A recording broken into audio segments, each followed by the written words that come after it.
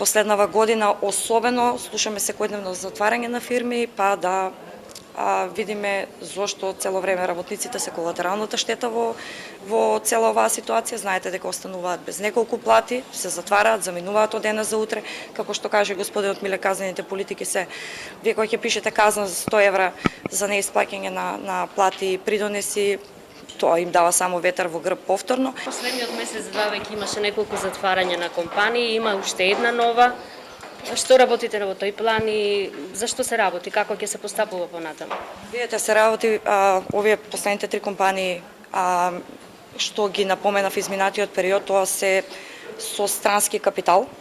Едноставно немаат тука објекти, под кирија се, ги оставаат работниците без една, две плати, 3 и си заминуваат. Она што го правиме и што испраќаме до институциите, до трудовиот инспекторат, нели како надлежен орган, меѓутоа и до управата за јавни приходи. Затоа видовме дека изминатиот период управата за јавни приходи, барем дирекцијата во Штип и регионалниот раководител кој што е овде, се зазема и имаше замрзнување на имоти, машини.